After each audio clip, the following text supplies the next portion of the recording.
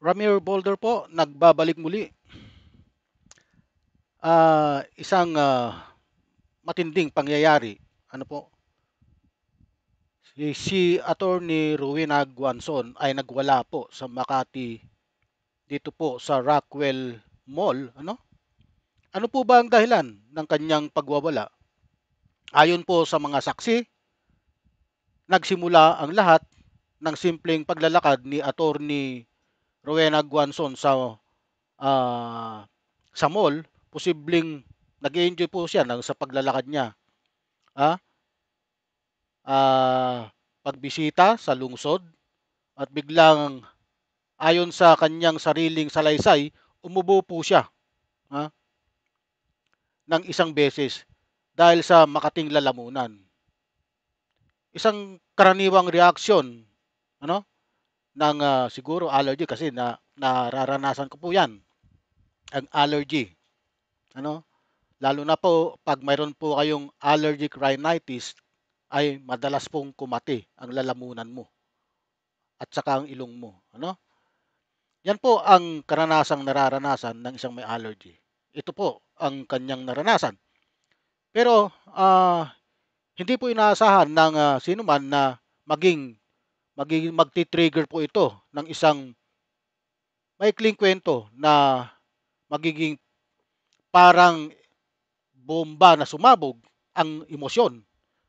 Sa gitna ng tindahan ng mga luxury brand, lumapit sa kanyang isang lalaki na inilarawan niyang isang Chinese na nagngangalang Chong daw po. Sa tono ng pagmamando, sinabi ng lalaki, "You are coughing. You should not be here in the mall." At nag-trigger na po ang pagwawala ni Rowena Guanzon. Ano po? Ganito pala magalit si Rowena Guanzon. Dala-dala pa man din niya ang pagiging isang abogada. Hindi ko alam na ganito pala may bastos po talaga. Maaring bastos yung kausap mo, yung nanita sa'yo na bakit ka umuubo.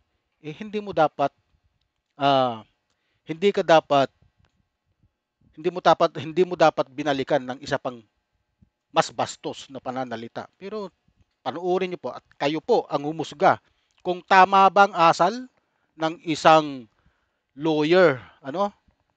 Tama ba na maging asal ito ni Rowena Guanzon sa kabila ng kanyang pagiging isang abogada? Ito po, panuorin po ninyo.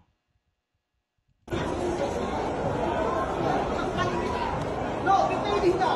I want you to apologize to me. Here. If you are sick, madam, if you are sick, you don't go out to the mall. Why are you here when you are sick? Who is this man? Is your husband? Why did you marry such a stupid? Ignoramus! Mga pobre! Utang ina mo! Hindi ka nga nakarolex! Ayan po ang mga katagang binitiwan ni Rowena Guanzon. Ano po? Dapat po sa isang abogado, marunong kang magtimpi kahit inis ka na. Lalo na naandyan ka sa loob ng isang mall, na nasa pampublikong pasyalan ka. Marami ang tao, may bata, may matanda, may babae, may lalaki. Kailangan pong magtimpi ka kung ano man nasabi sa iyong mali. Magtimpi ka dahil ikaw ay isang abogada. Hindi po kaaya-ayang magsisisigaw ka sa loob ng isang mall na napakaraming tao. Kahit na ginawan ka ng mali,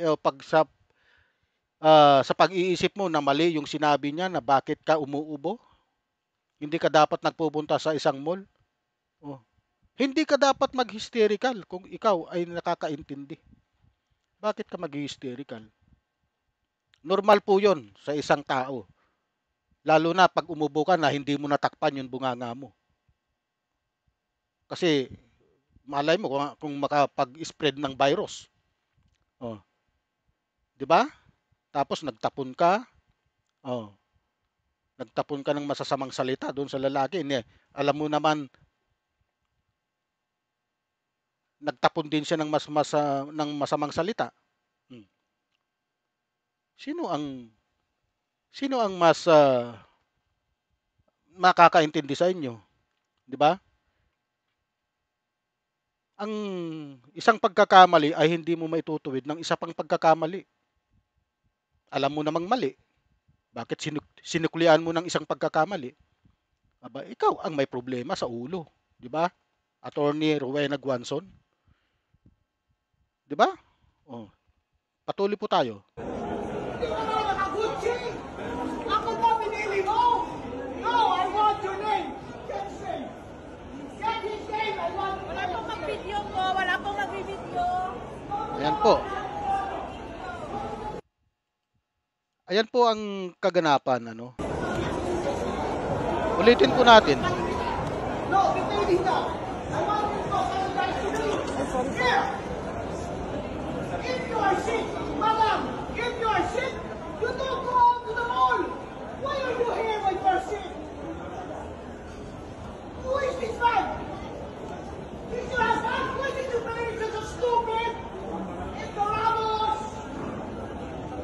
Mga pobre! Utang ina mo! Hindi ka nga naka-Rolex! Hindi ka nga naka-Gucci! Ako ba pinili mo? No, I want your name! Get safe! Get his name! I want your Wala name! pong mag-video ko. Wala pong Ayan po ang mga kaganapan ng pagwawala po ni Rowena Guanzon.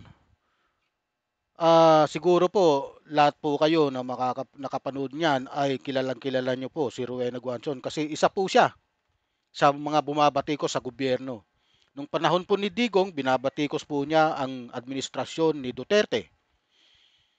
Pero nung matapos at pumalit itong si Marcos, binabatikos niya muli ang administrasyon ni Marcos.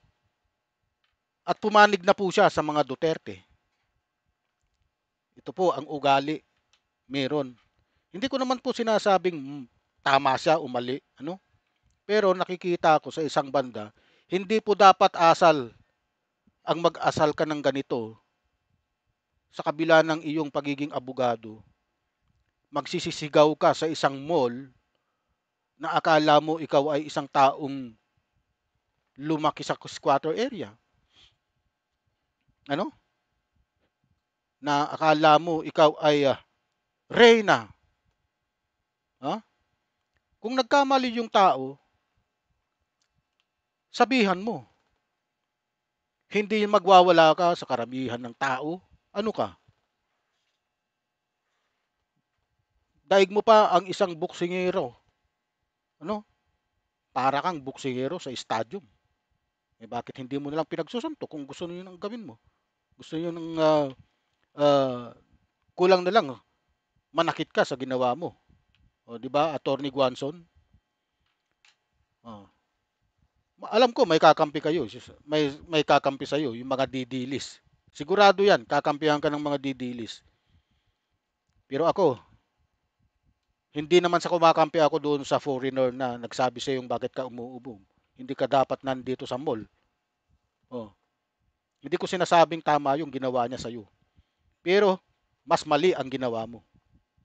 Nakita mo na ngang mali yung isang tao.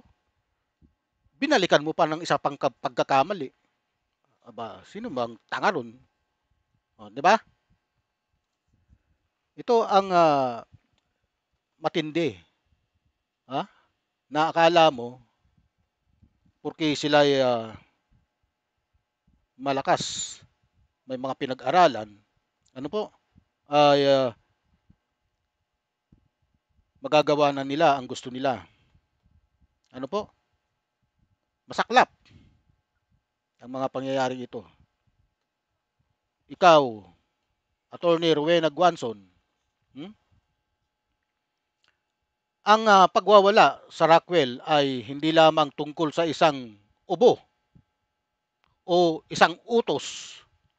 Ito ay tungkol sa hangganan ng pasensya, karapatan at pagiging tao sa isang lugar na dapat maging mapayapa. Ano po? Habang naghihintay ng investigasyon mula sa pulisya, posibleng aksyon mula sa Integrated Bar of the Philippines, IBP, dahil sa kanyang professional na katayuan, nananatili ang video bilang paalala. Ang bidyong ito ay bilang paalala kahit sa gitna ng luxury, ang totoong yaman ay nasa pagkontrol